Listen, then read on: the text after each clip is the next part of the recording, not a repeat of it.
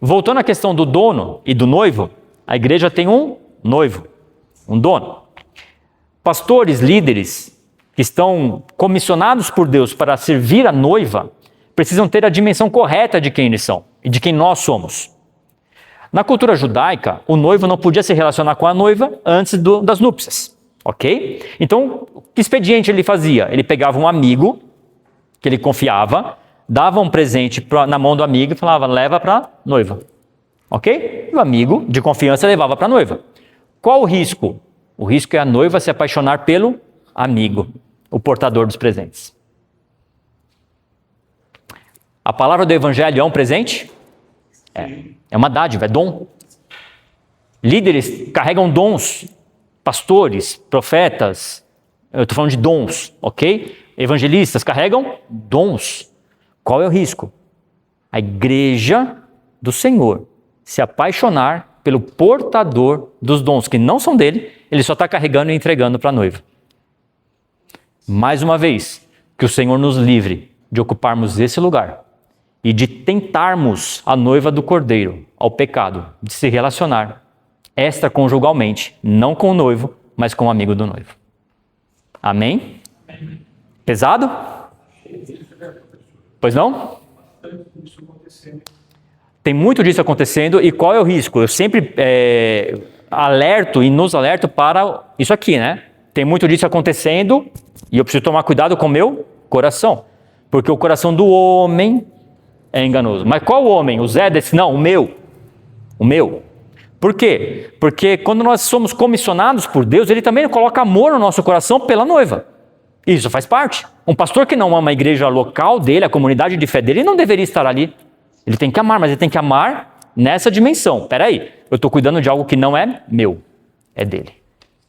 Então acontece muito, acontece, mas nós precisamos tomar cuidado para não acontecer onde nós estamos, onde o Senhor nos plantou, e esse é o diagnóstico da atualidade. Acontece muito? Acontece muito. A observação que fica eu acho que isso acontece de forma tanto consciente quanto inconsciente. Com certeza.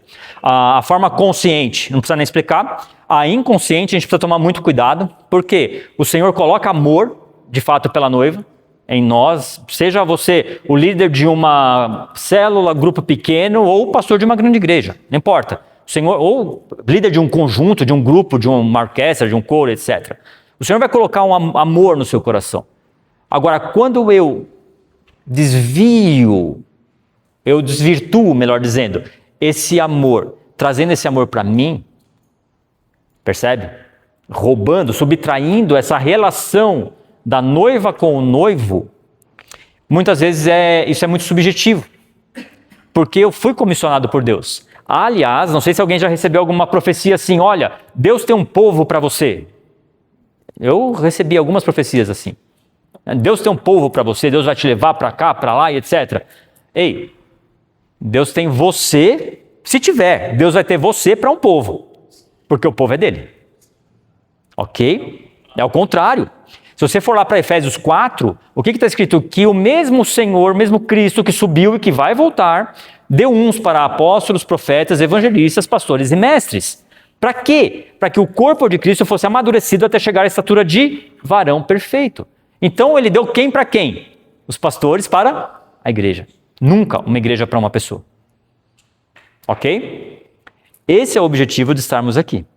Voltando no nosso texto áureo, por que a relação aqui é individual e pessoal? Qual foi a pergunta que antecede a esse versículo? Qual foi a conversa que Jesus teve? Porque aqui começa o versículo como? E também. E aí também, então tem um versículo antes que tem a ver com esse contexto. Tem que voltar. Beleza, qual que é a conversa anterior aí? Jesus pergunta para Pedro, Pedro, quem dizem que eu sou? E aí Pedro vai dizendo. Uns dizem que é Moisés, Elias, tá bom. Ok. E você? Quem você diz que eu sou? Qual foi a resposta de Pedro? Tu és o Cristo, filho do Deus vivo. O que Jesus diz para ele? Não foi por carne nem por sangue que você respondeu, mas pelo Espírito. Sou Cristo. E tu és Pedro. Vírgula. Calma aí. O que Pedro encontrou? Ele encontrou a identidade do Cristo. O que ele recebeu de volta? A identidade dele. Por isso que autoajuda funciona muito pouco. A melhor ajuda é a ajuda do alto. Por quê? Identidade não está em nós. A identidade está em quem nós copiamos. Quem é da época da máquina de escrever? Não, eu sou. Não precisa nem responder para não entregar a idade. Eu fiz datilografia. Você tinha que fazer uma tabela. Tinha uma coluna lá que tinha que copiar a linha de cima. O que a gente escrevia? Idem. Idem. Idem. O que significa isso? Igual a linha de cima. Identidade. Dade é qualidade. Toda palavra que termina com dade é qualidade ou característica do que vem antes, do sufixo anterior. Identidade é a característica ou qualidade de quem você copia. Então, você quer descobrir a sua identidade? Você precisa subir e encontrar a identidade de Cristo. Porque se você encontrar Cristo, Ele te devolve a sua identidade. Por isso que aqui é uma relação pessoal de Jesus com Pedro. Ok, você me compreendeu, você entendeu. Agora eu te devolvo a sua identidade. Sou Cristo e você é Pedro. E aí nós precisamos diferir. Que pedra e que rocha é essa? Você é Pedro. E sobre essa rocha, sobre essa pedra, que é o próprio Cristo, edificarei a minha igreja. Então, jamais sobre uma pessoa. Pedro. Kéfas, né? Sobre essa pedra, você não está falando do próprio Cristo. Ele é a pedra de esquina, ele é a pedra angular, ele é a pedra que mantém o edifício bem firmado. Entende? Então, a pedra não é Pedro. A pedra é Cristo. O Cristo. Ok? Pois não. Porque, sim, que Pedro seria a pedra, né? Aí você tem todo um processo histórico que é o conteúdo da nossa aula hoje, tá? Por quê?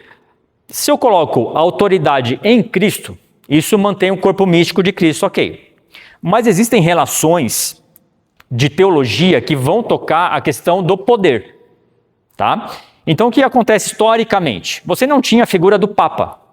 Ok? Então você tinha o bispo de Roma, o bispo de Antioquia, o bispo de Jerusalém e por aí vai. Bispo de Damasco e por aí vai. Tem os bispos, tá? Até um ponto, mais ou menos no século III para o século IV, que o bispo de Roma é promovido. O bispo de Roma, ele passa a ser alguém, bispo entre bispos, ou bispo de bispos. E a ele se atribui um termo. Qual é o termo? Papa. Ok? Antes era bispo, patriarca, como a igreja ortodoxa mantém até hoje. Patriarca, você tem um patriarca de Jerusalém, patriarca de Antioquia e assim por diante. Tá? Ali, Roma chama para si o poder da igreja. E o que ela faz? Ela olha para trás. Para legitimar o bispo de Roma como papa, ela institui, desde o primeiro bispo de Roma, instituído pelo próprio Cristo, ela faz uma linha temporal. E ela vai colocando um após o outro até chegar no bispo que estava naquele momento, para então ela deter o poder. Entende? Então isso aqui é uma relação, de novo, aqui você está sobrepondo o interesse da organização sobre o interesse do organismo vivo. Tá? Então aqui a gente está falando de uma questão realmente política e de poder.